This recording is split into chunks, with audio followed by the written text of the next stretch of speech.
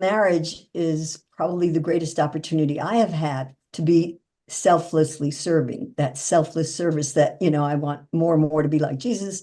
Here's the greatest opportunity because God, sometimes our complementary ways can really irritate me.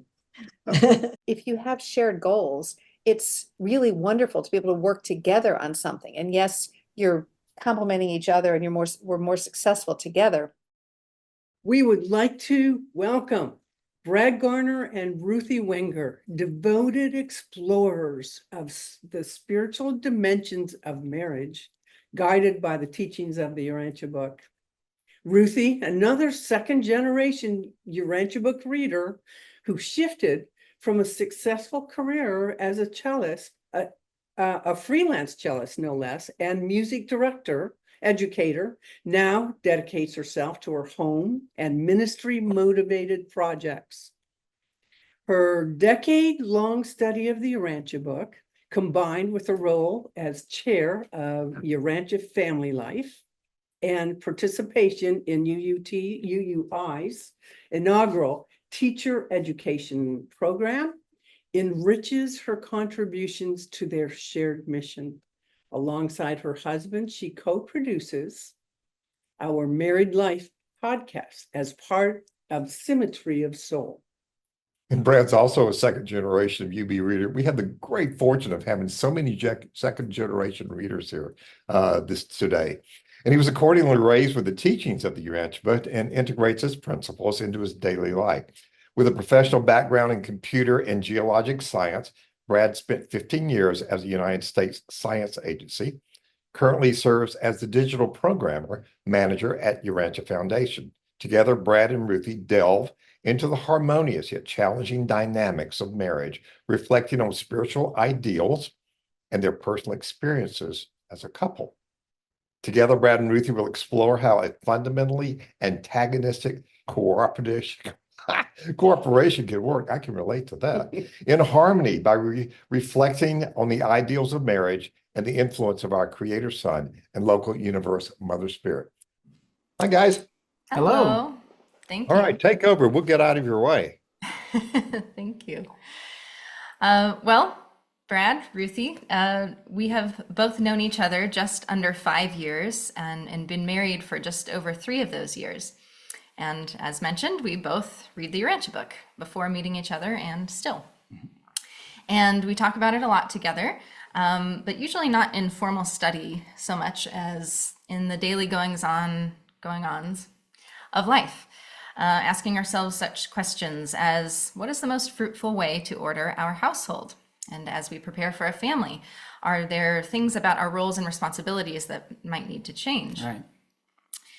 What are our individual and our collective responsibilities? Right. And, any part of the book, you can open up almost any page and find something that would speak to marriage or sex relations and a lot of different angles. If you're in part 4, you have Jesus's teachings and personal examples.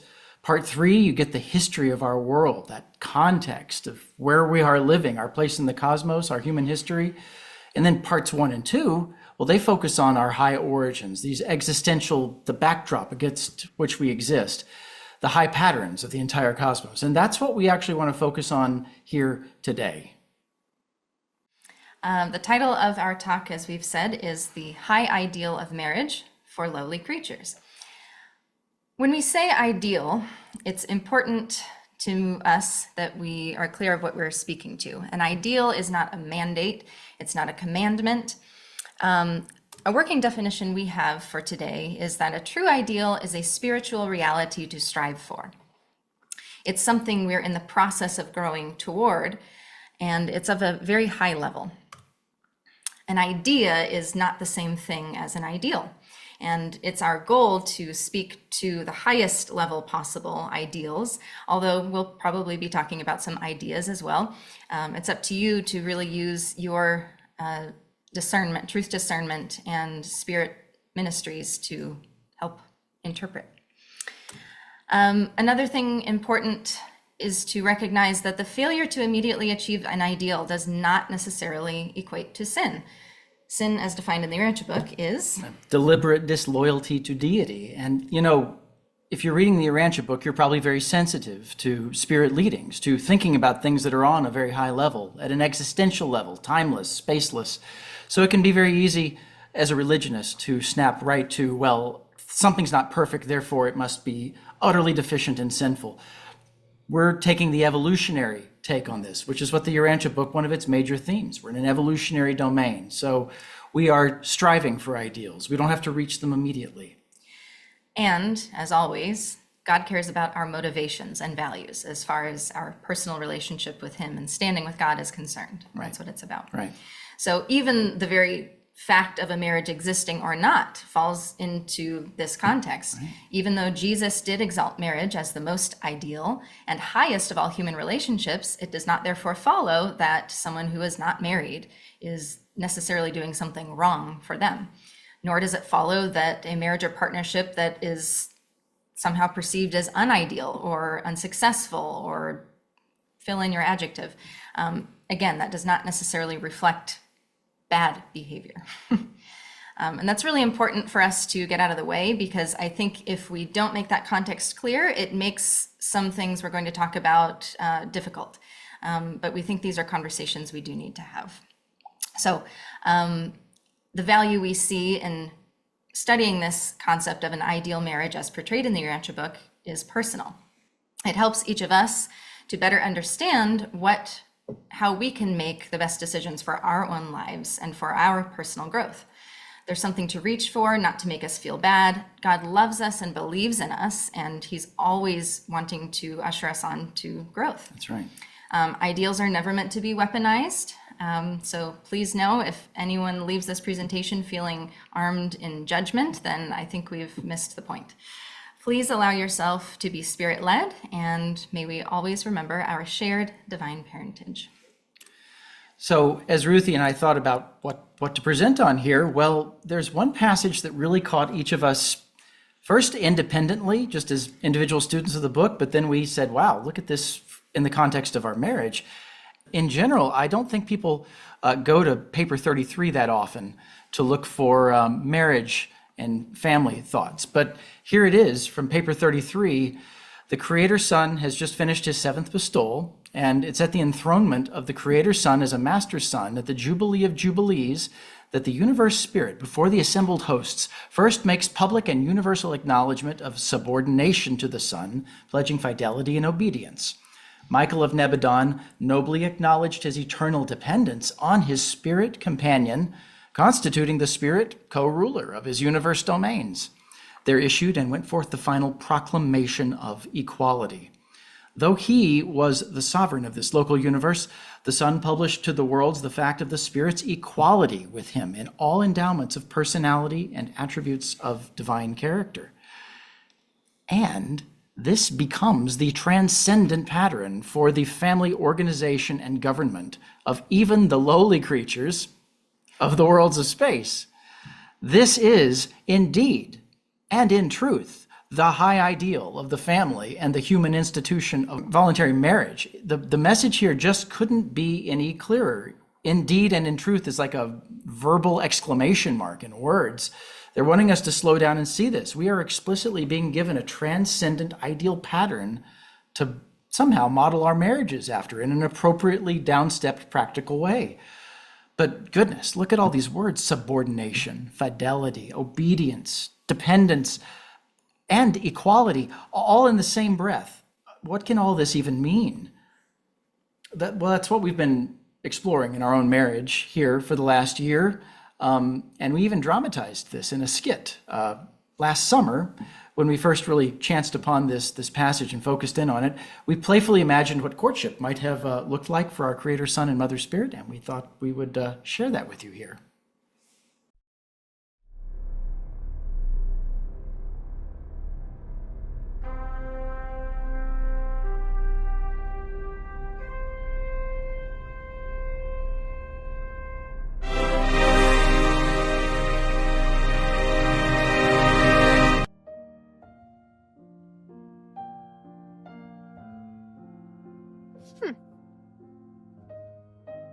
Hey, you want to come over to my...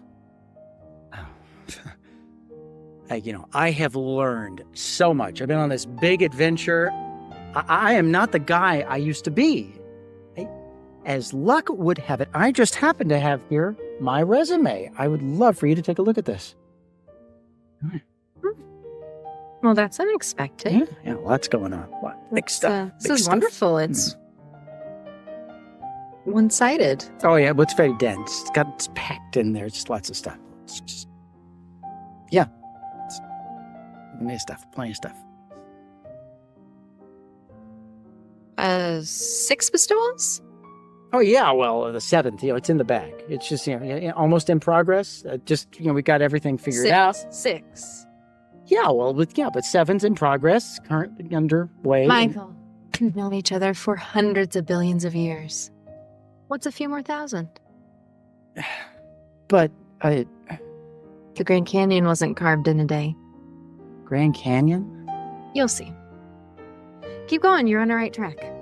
Yeah, but Mel's down there. He's got the whole place figured out. He's got a place to stay. He's got beer. He's got wine.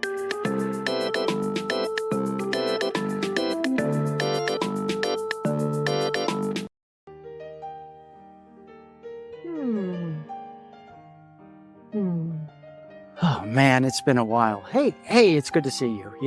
I was on such an adventure on this world. I learned a lot.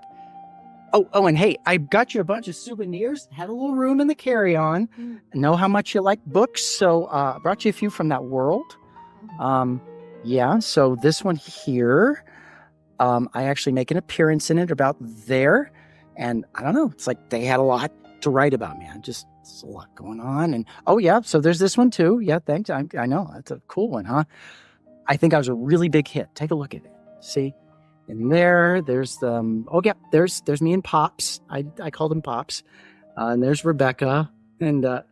That was all her idea. Nothing ever happened. It's just this little thing, a little crush.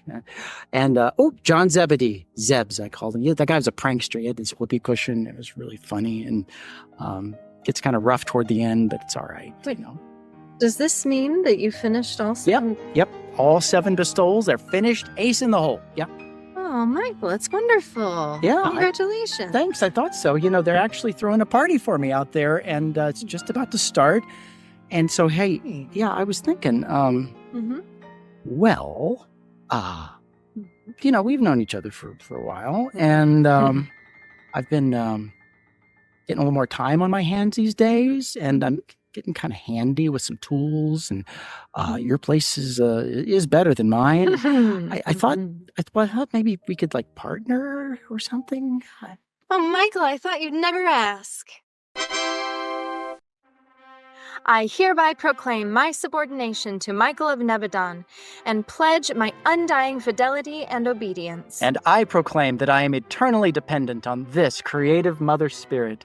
She is equal with me in all endowments of personality and attributes of divine character. Ow.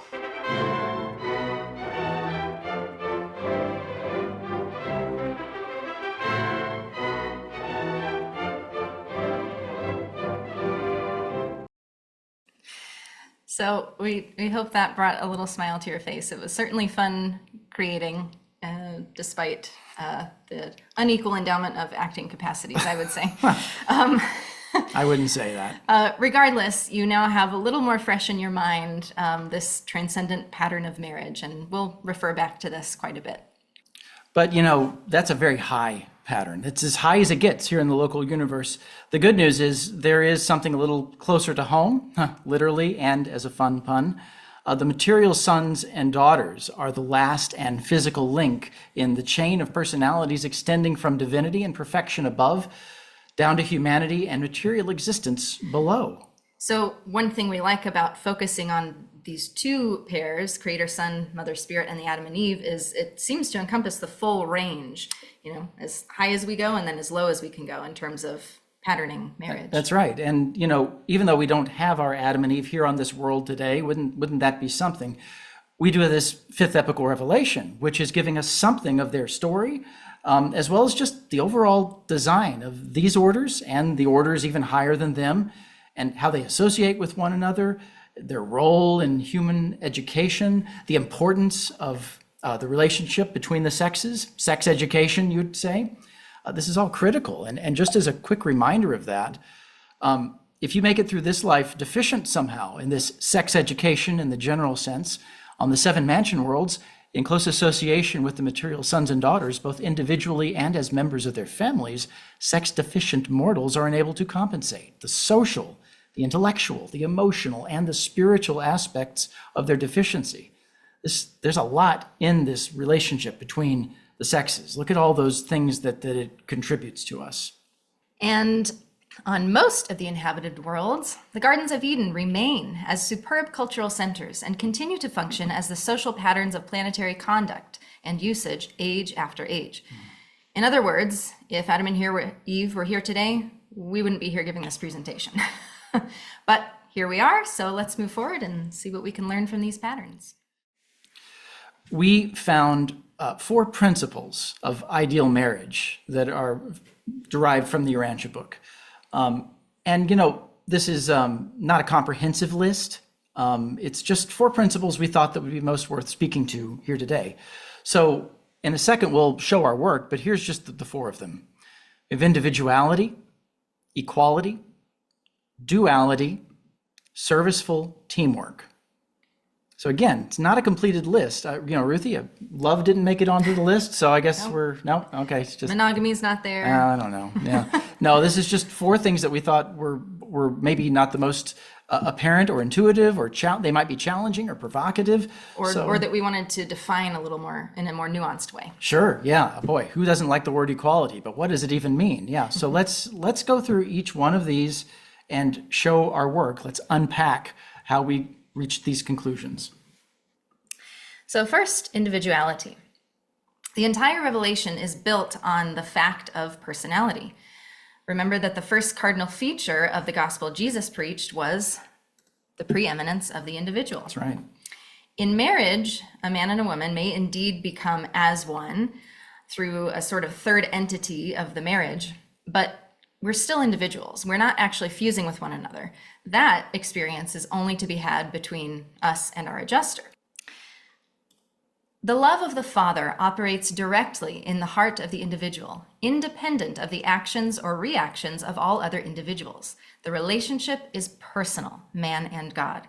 So as God becomes a part of our marriage, it's not that one of us is the intercessor of the other or even exactly an equal partner. It's more that God is acting through each of us as individuals.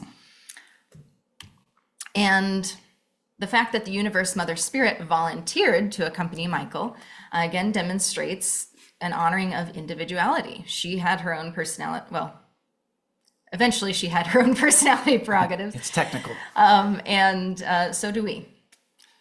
And even though the pattern on high is for them to go out into universes together, it was a voluntary choice she makes. It's a perfect choice because it's a perfect system, but still willpower is in play there, voluntary. Right. And a small note on the skit we just showed you. It was interesting as we shared that and did a live presentation of it. We got some interesting remarks back. And one thing I'll briefly address, because I think it actually speaks to a deeper philosophical issue. One person told me they thought I was being a little too hard on our creator son here because he's trying so hard and I'm just not having it until the resume is just a certain way. But I respectfully suggest that that's very important. And that when 2 marriage partners, if we're really considering marriage as a lifelong commitment, if we're really trying to take it at that level, we better vet each other and make sure that that's someone we're willing to do that with. particularly when you think of some of those big words, subordinate, obedience, fidelity, thank you. Sure. I am not doing that with any random person off of the street, whatever that means. So this is why we think individuality is an important thing to talk about. The very fact that Eve could consent to add her own little scheme of world saving to the larger and more far-reaching divine plan, the fact that she could default in her mission, again, not the ideal expression of individuality, but nonetheless, it demonstrates individuality is present. Right. Neither of them is stripped of their personality prerogatives because of that union. So on high, you see individuality in play, and then here closer to home with Adam and Eve, you see individuality at play here, not necessarily wise use of individuality, but individuality nonetheless. So equality of men and women. All right, that is a theme throughout the Urantia book. Thank God for that, right? You could read it's preliminary to the fuller realization of the ideals of home life in paper 52. You could read that Jesus countenanced only those teachings which accorded women equality with men over in paper 167. And of course, it's here, the proclamation of equality. I won't read it again. We've seen it multiple times, but there is equality in the title of what this thing is. And we also saw it in part of Adam and Eve's story. The material sons and the material daughters, the Adams and the Eves, they are equal to each other, differing only in reproductive nature and in certain chemical endowments. They are equal, but differential. So hold that paradox in your mind, to be equal, but differential. All right. And Adam endeavored to teach the races almost 40,000 years ago, sex equality. The way Eve worked by the side of her husband made a profound impression, as I would imagine it would. I wish it had been a more of a lasting impression, but we're coming back to the point to where we can relearn. The time is ripe for us to relearn these things now. So, even today, the equality of the sexes is a very fashionable thing to say, and it's easily said. But are we sure that we're interpreting the word equality correctly? That word is a spiritual word in the fifth epical revelation. That is how they're defining it. A spiritual word always invokes some top-down vantage point on the issue at hand. So yes, seen from the top-down spiritual perspective, men and women are equal. But from the bottom-up perspective, our biology up from where we start, the revelators are clear. Men and women are not the same.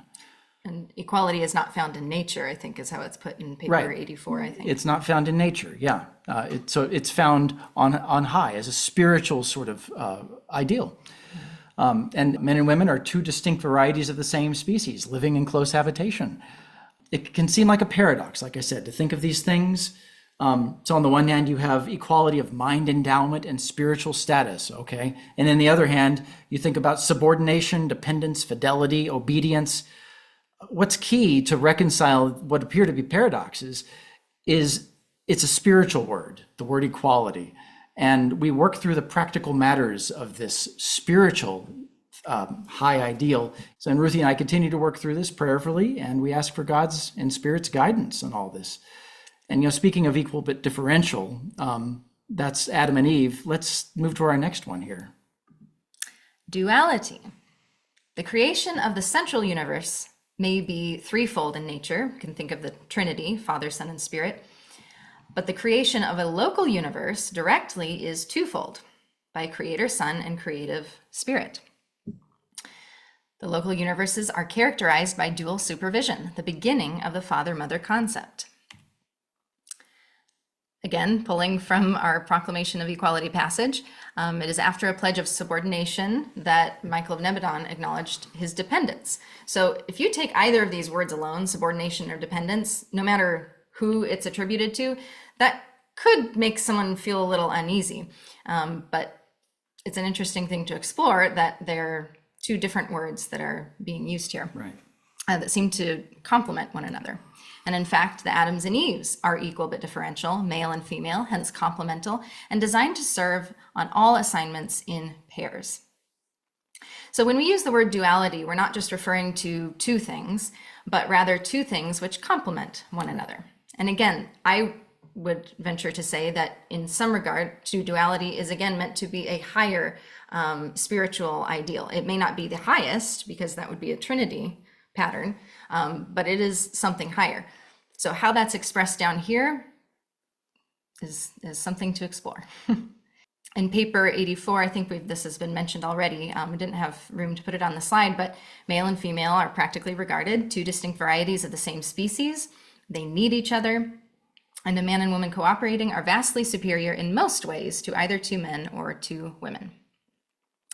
What do we have next? Well, serviceful teamwork.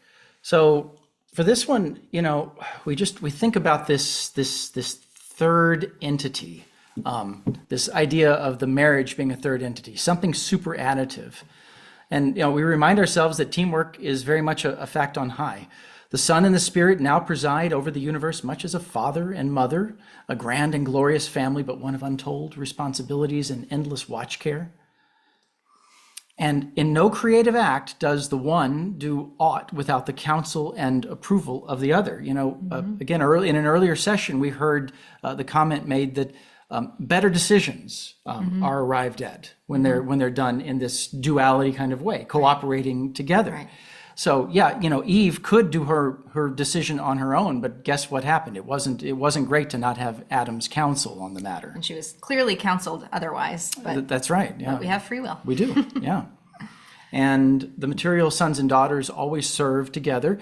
It is the essence of their service at all times and in all places, never to be separated. They are designed to work in pairs. Seldom do they function alone. So notice again this theme, not just of teamwork, but of serviceful teamwork. In an earlier iteration of this presentation, we actually just had teamwork, but then it occurred to us that it's actually really important that even the highest potential of a marriage is it's not something just for the two of us. It hopefully fulfills all of those needs if done properly, but it really exists as a service, you know, just as individually we're called to lives of service. Our lives are not just for us. Yeah, it's service on high. They are serving the universe, and we are called to serve as well in this dual association. So when we talk about third entity, I sometimes think of marriage loosely, not completely, but in some ways as a sort of workplace. Just again, to make it clear that it doesn't have to equal some sort of fusion situation. And every workplace I've been into has a distinct culture, which yes, I am a part of, but it's not something that actually defines me at my core as an individual.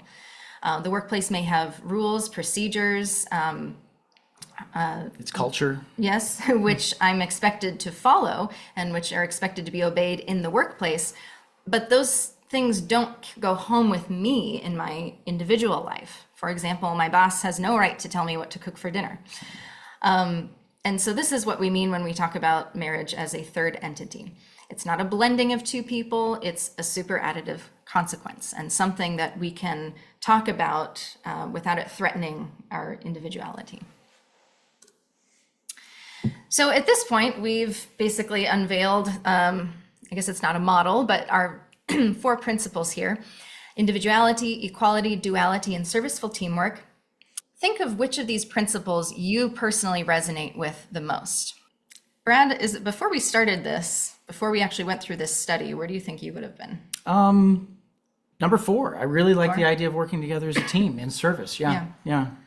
Yeah, it probably for me would have been probably, well, 1 and 4, because for me, my agenda, quite frankly, that I had in getting married was to start a family. Yeah. So now I'd like you to think of which of these principles maybe are offering a challenge, whether that's just, oh, I hadn't thought about that, or I don't know about that. Other than the one that we're going to mention, can you think of another one that may have challenged you before our study this last year? Well, I think number 2. I think Equality. I would. Yeah. I mean, because historically I've resonated with it, but then I've been once I realized I may not have been defining that word properly, I'm like, well, now I've got a challenge. Darn it, that's really inconvenient. Time to do some work. So for us, it's number 3. Duality has been the biggest challenge. We both grew up in a world which told us that men and women are the same. And as a side note, in my personal experience growing up as a woman in the States, being the same has usually been translated as being like a man from a woman's perspective. Yeah, and from a man's perspective, I felt very much lacking in confidence to actually take on some of the roles that everything in me told me it's okay to have that directional thing. But no, I was told sort of in popular culture, no, that's like subjugating your woman. Don't do that. That's being too masculine. Don't do that. So I didn't feel like I could do that either. And this is understandable to me, to us, because we have not clearly have not understood this very well in human history. We have years to look back on of abuse of women in particular, and some questionable assumptions about sex roles throughout history, which range from arbitrary to abusive. But we can't throw the baby out with the bathwater. As Brad and I have grown in our marriage, it's become abundantly clear that yes, we are equal, but we are differential. There is some dual quality that either is expressing or that is sort of screaming to be expressed. Yeah. or pleading, I should say. Got to call a spade. That's happening. Yeah. And that we complement one another. But we don't really know where to look outside of the Urantia book to understand what that really ought to look like. In the light of this revelation, though, we're given this help.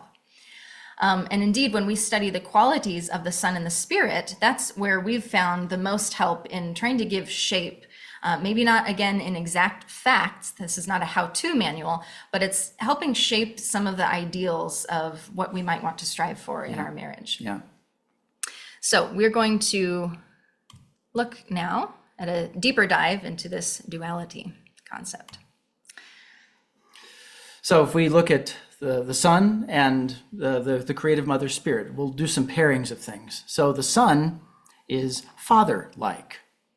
While the Spirit is mother-like. And again, this is not our opinions. We've taken this all from the book. Right. Yeah. The Son leaves home. So, the Son goes off on adventures and can leave the super universe capital without everything falling apart. There's a directional inherentness in the Son. While the Spirit was the first stay-at-home mom. The Son eternally depends on the Spirit. While the Spirit pledges fidelity and obedience to the Son. And the Son does a lot of these very high-level executive types of functions, very top-level stuff, stabilizes government, contests rebellion, defends authority, upholds authority, retrieves the work of their joint creation. While the Spirit advises, assists, sustains, cooperates with, coordinates with, and subordinates to the Son. This is not the most comfortable topic we have found. How many times have we heard the word subordinate today versus any other time in our lives? We really want to understand this. We've really taken this up as a challenge. We think that it's our job to try to understand. And again, it's understandable that we and others may get skittish when we hear some of these words.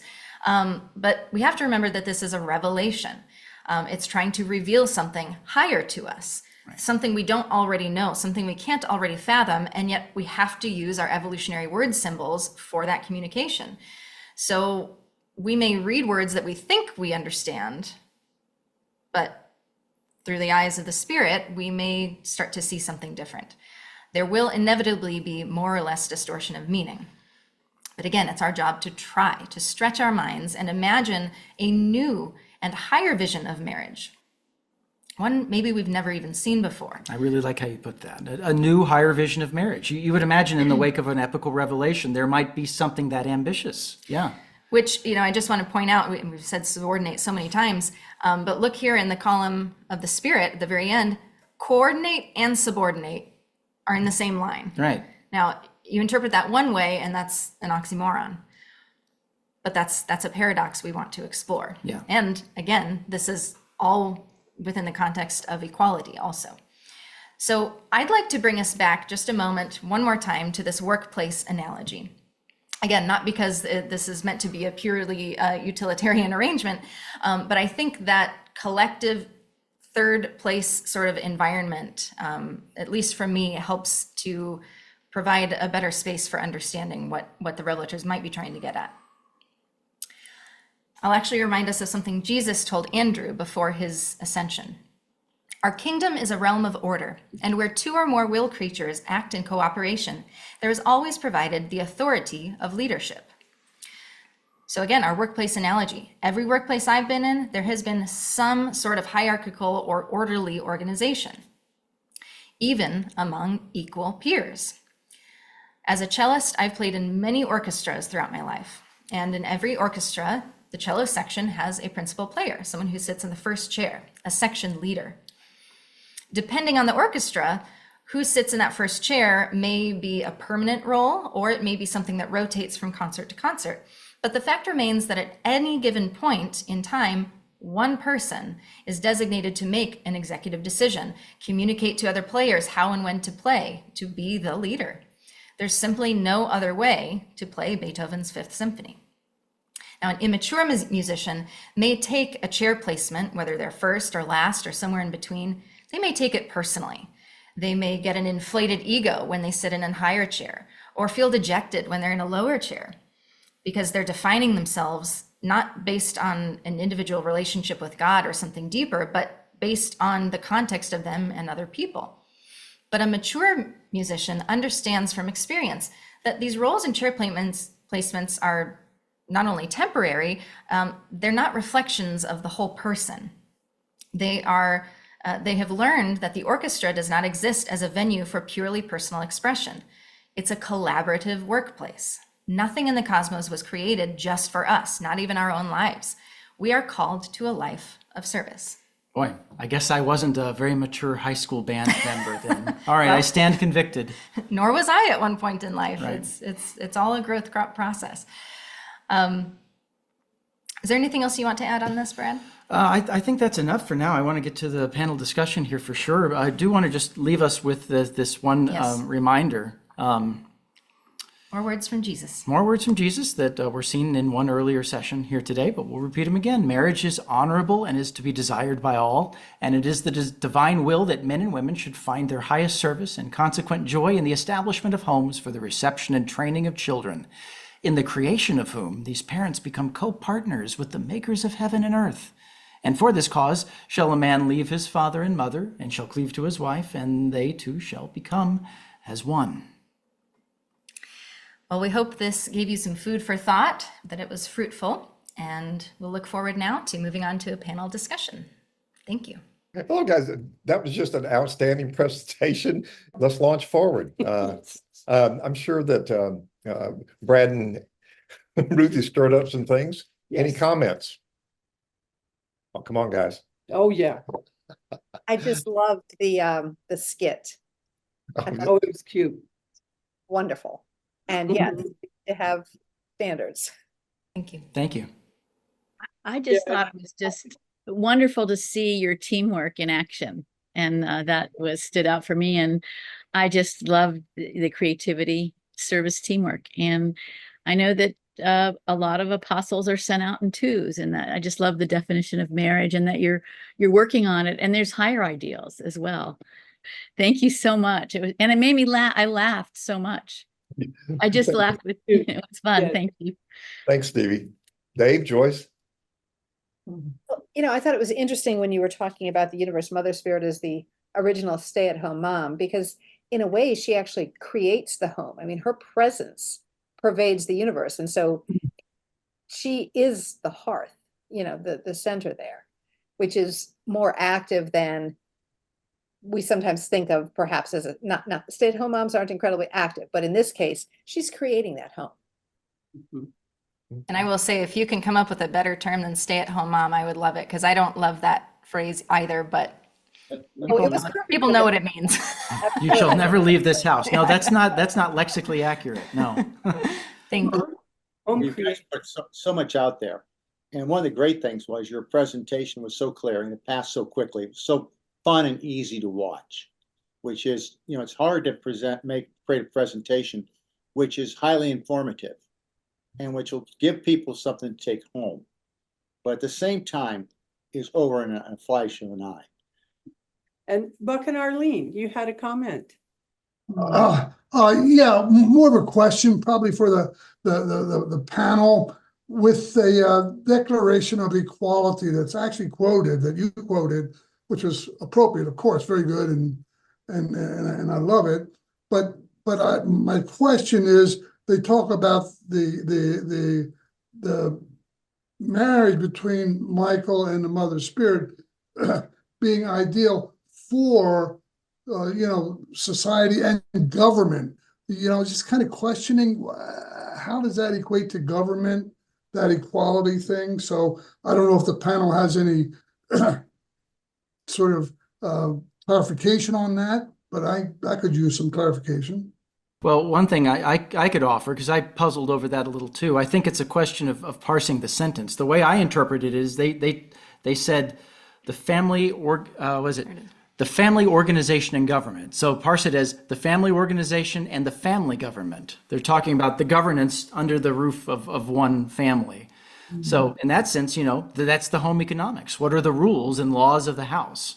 That's at least what we had in mind when we were, yeah. Maybe there are society-wide implications. Certainly, family is the nucleus that underpins society. There will be implications, but we took it as like, well, we're going to have family government here, But Adam and Eve, though, I don't know. I wish I know what things would be like if we had Adam and Eve here. Sure. Yeah. I'd like to respond in some way. When we raised our 3 rambunctious little boys, we had family meetings, which is a governing body. And I see that as the governing part of the family very, very clearly. And, it was our joke that if you don't attend, then any rules and consequences that we agree on, you're going to have to follow anyhow. So if you want to have your input, you got to come. So they all came. They didn't particularly like it, but they're all adults now, and they all, we continue to have family meetings. And most recently we had one as our end of life planning, mom and dad, end of life planning. So here we are in Denver after 50 years of being in Pueblo and raising our family, and we're having all our grandkids. And so anyhow, we're still having family meetings. So there is that for us in our family government as an example. Angie, I think you had a question for a bit. I did. It's so good to be with you all, and thank you, Brad. Thank you. Good to see you. It was just such a great presentation. So I wanted to affirm that along with everyone and just add my appreciation for the centeredness and the spiritual beginning, as well as the creativity of your skit. And I think the thing I appreciate the most is the kind of organization and orientation of it toward seeking the ideal and then learning from that ideal in our own experience. And I agree, I really resonated with what you said, Ruthie, about the aspects of it that feel challenging. Taking that ideal, taking the language that's used in the way that they describe the partnerships in these ideals, and also holding that in relationship to the lived experience that I have had as specifically as a woman and as a wife in this society that we live in. And so I think a question that came out of it for me essentially has to do with how, having taken in this information, how are you adapting? How are you shifting in your own dynamic with each other and maybe in your own lives as a result of sort of taking seriously the ideal presented? And I'm also curious from some of the partners on this call who have been together for a while, what you may have learned over the course of your marriages about the relationship between these ideals and how you're actually able to carry it out in practice. Specifically, I think in a culture that, at least to me, has taught me that, as like you said, Ruthie, as a woman, I can and perhaps should do all of these things, which is liberating in some ways, but also tends to be more along the lines of you can do what a man can do. So yeah, any comments maybe from the presenters and then the panel? Well, I'll share maybe a more particularly personal anecdote to that note, to that question. And first of all, remember the context of our marriage completely. I mean, we met, I was the pursuer, really. I have a biological clock. I want to have a family. And I found Brad. And, I don't know how many dates in, I asked, are you interested in having a family? Because 3, yeah, because otherwise we don't need to have any more. Thank you, but we'll be friends. Anyway, obviously, we're here married. But that's an important context, because if we weren't planning that, I think our answer would be very different. I'm not sure. Sure. But given that we do want to have a family, here's where my personal anecdote comes in. There are certain biologic laws that just exist for me that don't for him.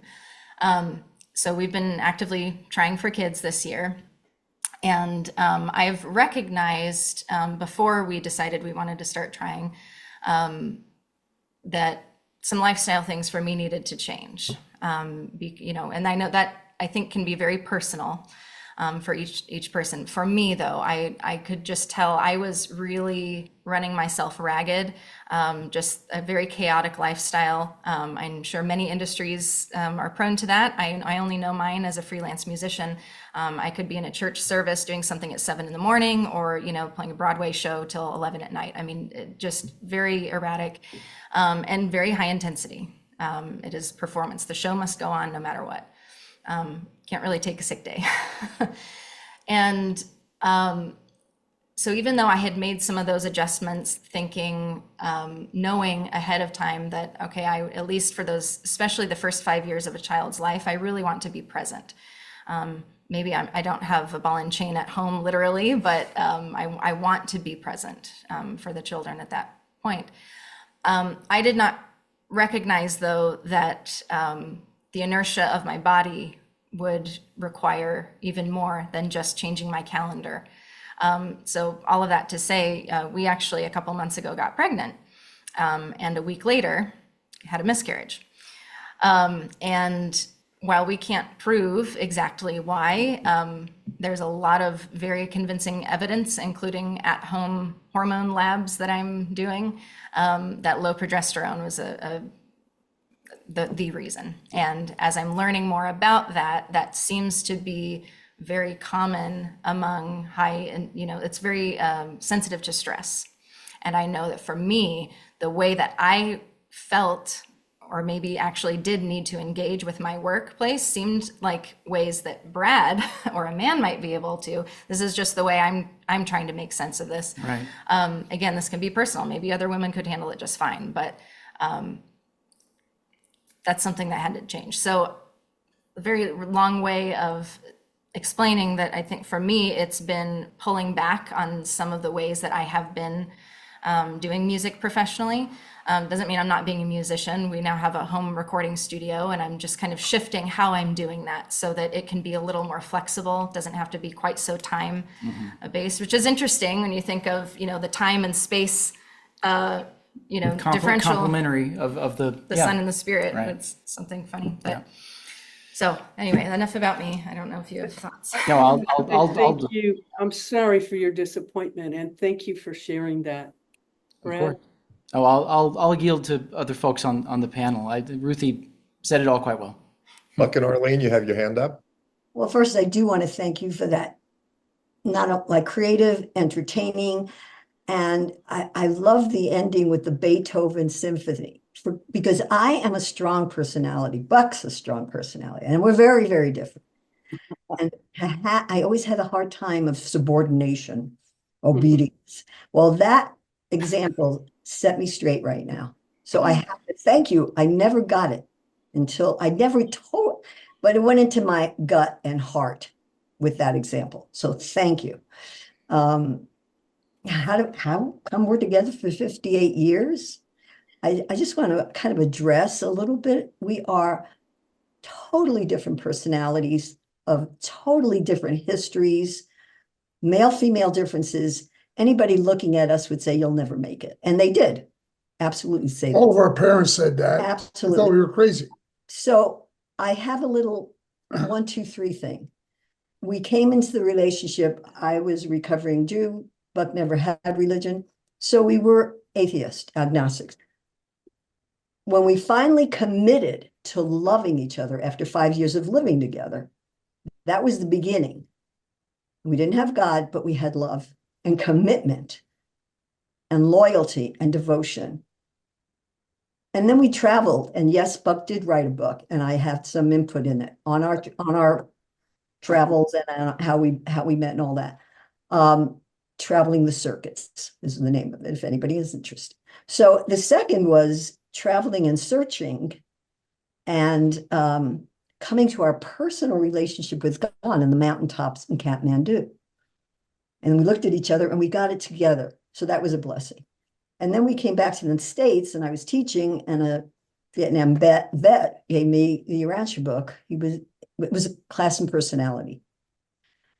Went home and Buck read it and I said, I don't need it. That brought us to the point where this is going to happen. We're going to make it. So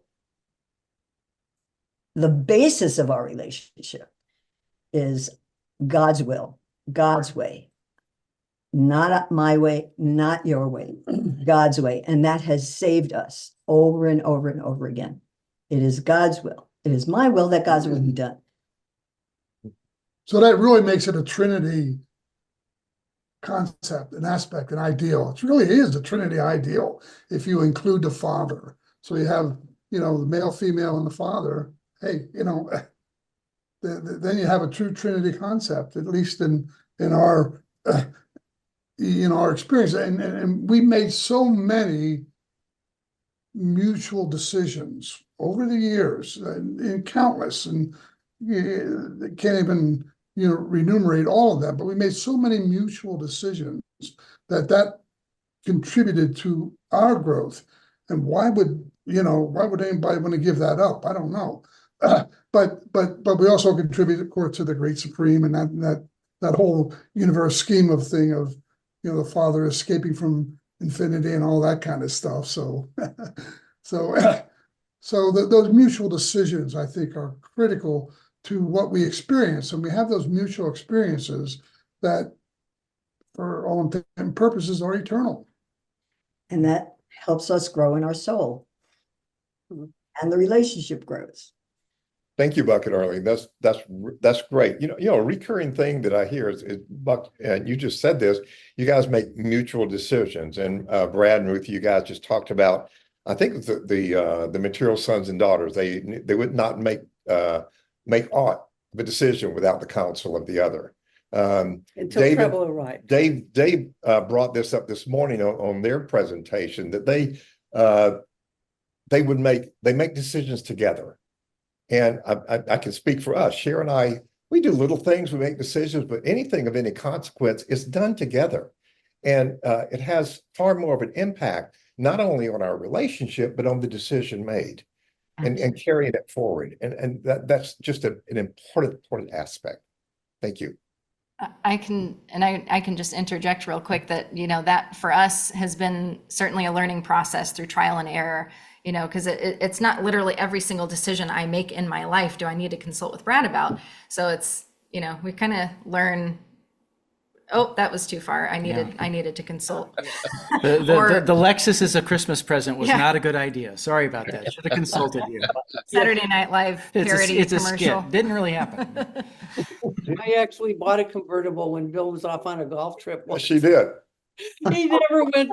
I never went off again. Oh, whoops. Yeah. Another thing you guys were talking about, it sounds like you were striving with how equality was defined in the Urantia book. There's a lot on that. And what came to me when you guys were talking about, that's something we could struggle with. But I know that we're imperfect creatures, and you're talking about equality on a perfection level. Like with the Creator Son and the Mother Spirit, we're way down here. And I think our understanding of concepts of like equality, just like as we grow in perfection and our idea of God and our relationship with God changes. As we become more like God, our ideas and our concepts of those, our ideas of those concepts and understanding of those concepts are going to change. Our thoughts about equality is going to change as we grow spiritually.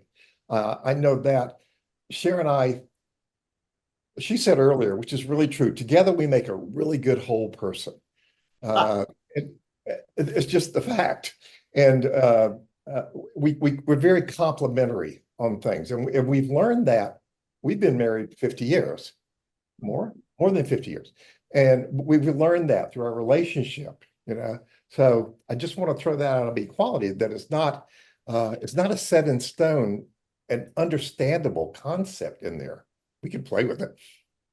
I'm done. And our success, we have a successful background, and it happened because of equality. Yeah. And And in the age that we came about as a couple, that was unusual. And Bill was just a really strong individual in making that a part of our lives.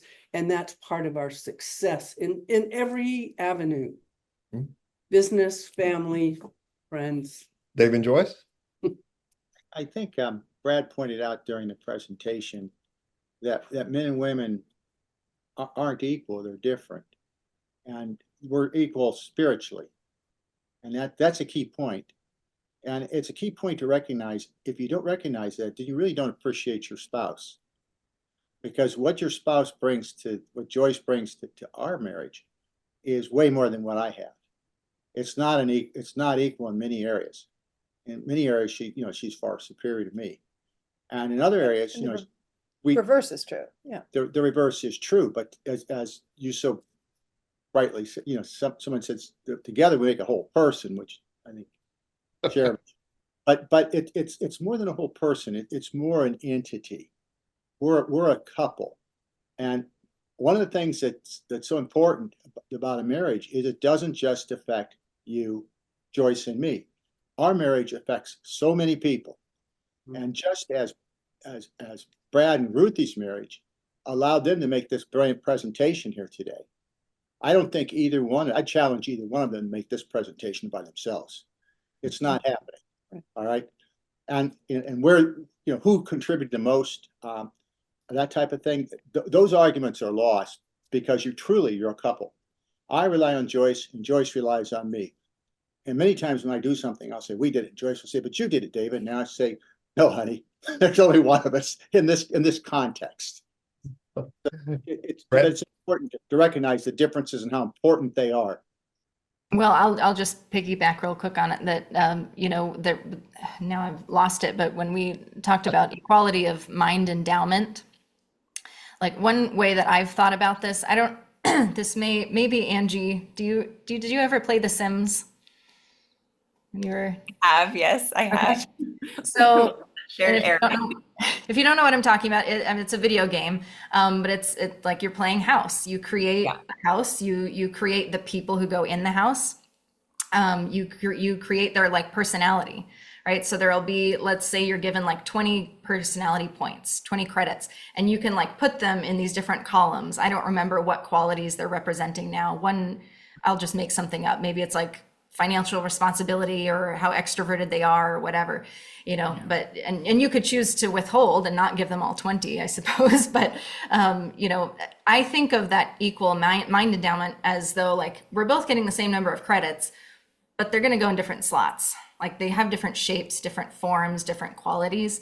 That has helped me sort of juxtapose that or reconcile that rather with all of the examples we're given in the marriage and family papers of how men are more like this, women are more like that. So, I think sometimes in the vernacular, we use equal to mean the same. I think that's probably where some confusion comes in. Right. Stevie. There's two things I want to share that keep coming up. And one is I'm back on the family council sessions, the importance of that. And of course, with children, they learn so many skills of how to focus on what they have in common, mutual problem solving skills, listening, leadership. Everybody could take turns leading it. And I had this one couple, and also they didn't have children yet, but they were doing a business together, a service project. So in one part of their house, that's where they would meet for their business project. And they had another special place, just like we do for our meditation spots. If we have a special place that we like to commune with God. And so they would have that for their relationship and they would discuss it and take time. It was made it kind of sacred to them. So I think that's important, and it's evolving on our planet. All island cultures, they've had to learn and live together. I've been studying different traditional methods of family problem solving, and especially in Polynesia, they've had operating methods of problem solving within the family, including prayer and forgiveness for years, and also between families and in communities. So that's exciting, and I just think there's so much value to that. And then the second thing that kept coming up for me, I don't know, I think it has to do with individuality, but that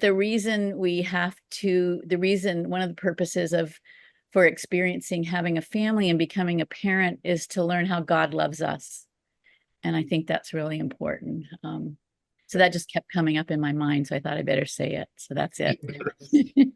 Angie, Thank you, Stevie. Angie, go ahead.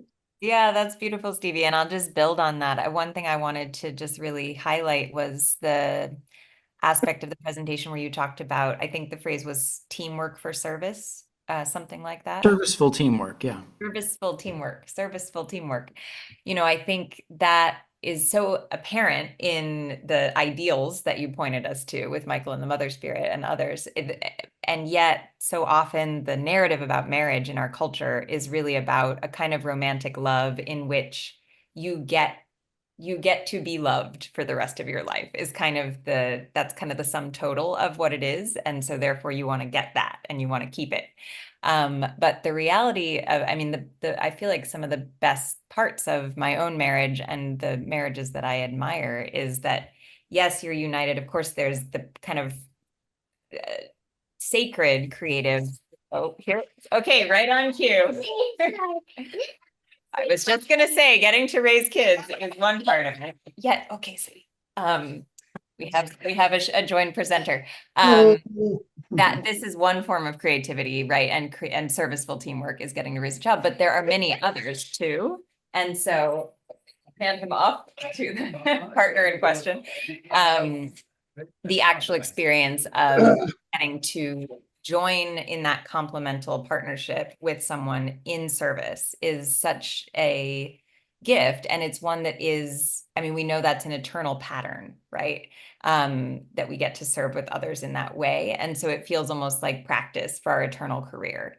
And in that respect, I think there's something really, really powerfully dynamic about a marriage partnership that maybe is kind of culturally underexplored, and yet is so apparent in the ideals that you lifted up. So I just wanted to underscore how valuable I think that is. Thank you. Buck and Arlene. Well, my mind just got triggered with the marriage is probably the greatest opportunity I have had for two reasons: to be selflessly serving, that selfless service that, I want more and more to be like Jesus. Here's the greatest opportunity, because God, sometimes our complementary ways can really irritate me. So how can I complement those differences? And so the self-service piece, not only with raising children, but in the relationship, and self-mastery, which is something that I think is the core of what, Jesus is wanting from us, and is to be more and more like God. And we know that, and we got a long way to go, but we trigger each other's, oh, that's right, I've got to change that one. I could see it in your eyes that's something that's not good in our relationship. Thank you, Arlene. Ruthie? I appreciate your articulating that, Arlene. And it's reminding me, it just was not enough time to include all of our thoughts on all of this, but something maybe I'll challenge about our own presentation is I really wondered, is serviceful teamwork, I think I still uphold that that's probably the highest ideal. But it is, as you spoke to, and Jesus taught, it is also just for character building. It's also just our personal growth. So it's not purely to, a workplace. That's the limit of that analogy. Yeah. So but I appreciate you bringing that up. I wasn't really sure how to fit that in, but I think that's important. Thank you. Joyce, Dave?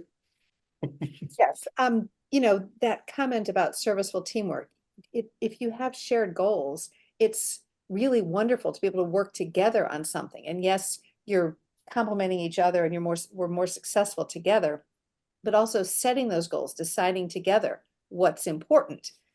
Obviously having children was something we had determined before we got married, but over time, you learn all sorts of messages, patience and perseverance and the value of free will and all of these things in working with someone else. So it's just a great opportunity to work with a trusted partner, right? Because a lot of projects, you don't know each other necessarily that well, but with your spouse, and they know, your weaknesses as well. So I mean, that's great to have someone who can fill in for this. And it's great fun to work with your spouse.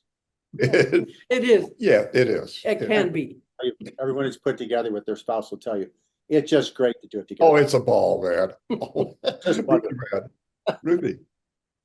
Yeah, I just wanted to compliment Angie. You know, she was talking about there's this ideal of this supposed ideal of romantic love. I mean, I was a teenager. I listened to all the middle of the road, stuff, called into the love song shows. It's curious to me. In an earlier session today, someone said, "Isn't it strange that some of the greatest works of literature and art end with the marriage, the happily ever after?" But like that was you, Dave. Like, but that's when the story, as Joyce, that's when the story starts.